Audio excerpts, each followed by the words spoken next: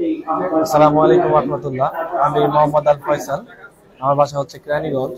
তো quantum foundation এর পক্ষ থেকে বাংলাদেশের প্রথম বিশ্ব রক্তদাতা দিবস উপলক্ষে আজকে তরুণদের রক্তদাতার একটি সুন্দর অনুষ্ঠানের আয়োজন করা হয়েছে।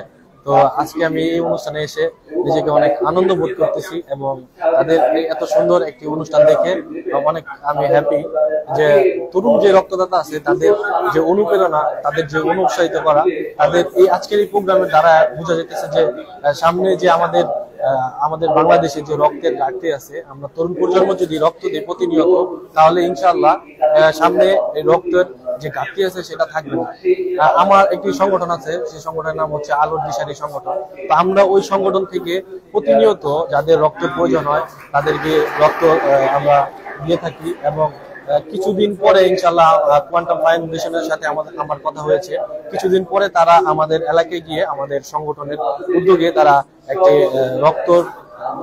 রক্তর যে আমাদের গ্রুপ আছে, গ্রুপ নির্ধারণ এবং যারা নিজেরা রক্ত দিতে উৎসাহী তাদেরকে দিয়ে আমাদের এলাকায় একটি তারা ক্যাম্প করবে।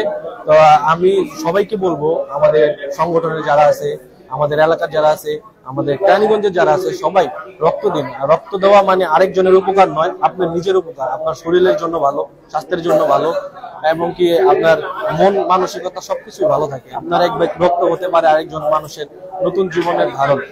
আমি সবাইকে আহ্বান করব আর কোয়ান্টাম ফাউন্ডেশনকে ধন্যবাদ এত সুন্দর একটি আয়োজন করার জন্য, তাদের এত সুন্দর একটি মিলন করার জন্য।